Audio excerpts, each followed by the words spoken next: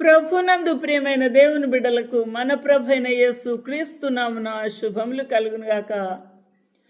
ఈ యొక్క దినమందు దేవుని యొక్క వాక్య ధ్యానం కొరకు పరిశుద్ధ బైబిల్ గ్రంథం నుండి యెషయా గ్రంథము 55వ అధ్యాయంలో కొన్ని వచనాలు ధ్యానం చేయడానికి ప్రభు మనకు సహాయము చేయునుగాక.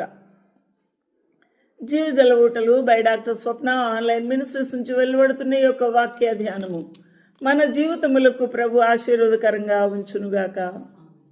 ప్రభునందు ప్రియమైన వాళ్ళారా, దప్పి కొనిన వారలారా, నీళ్ల యొద్దకు రండి. లోకములో మానవుడు ఖచ్చితంగా దప్పికొంటున్నాడు, ఆకలి కొంటున్నాడు కూడా. అయితే ఎవరికైతే దాహముందో దప్పుకొని ఉన్నారో వారు పిలుపుని అందుకోవాలి. మొట్టమొదటిగా ఈ పిలుపును వారు వినాలి. వినగలిగినప్పుడు మాత్రమే అర్థం ఏంటి అని వారికి బోధపడుతుంది. కాబట్టి దప్పిక ఉన్నవారు ఖచ్చితంగా విని ఎక్కడికి రమ్మన్నాడు ప్రభు, ఏమి డైరెక్షన్ ఇస్తున్నారు, మార్గం ఏమి చూపిస్తున్నాడు అని అర్థం చేసుకోవాలి.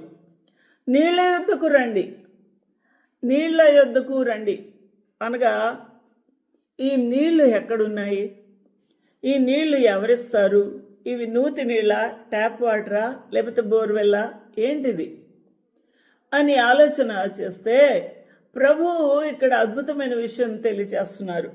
రూకలు లేని వారులారా, దప్పికొన్న వారు ఉన్నారు కానీ వారికి రూకలు లేవు. కొంతమందికి రూకలు ఉన్నాయి. రూకలు లేని వారు ఏం చేస్తున్నారు, దప్పిక తీర్చుకోలేకపోతూ ఉన్నారు.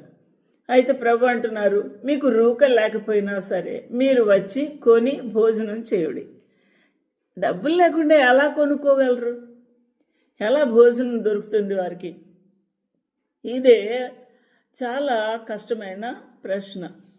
అయితే ప్రభు రూకలు లేని వారికి ఉచితంగా ఆహారం పెడుతున్నాడు. నీళ్ళ యొద్దకు రావాలి కదా మానవుడు. నీళ్ళ యొద్దకు వస్తే ఆ జీవజల ఊటల ద్వారా వారికి తృప్తి కలుగుతుంది, దాహము తీరుతుంది. మరియు ఆ జీవాహారమే వారి యొక్క ఆత్మలకు శరీరమును కూడా ఆకలి తీరుస్తుంది. జీవాహారం దగ్గరికి రావాలి కదా, ఆ స్వరం మనం వినాలి కదా. నీళ్ళ యొద్దకు రావాలన్న ఆతురత కావాలి.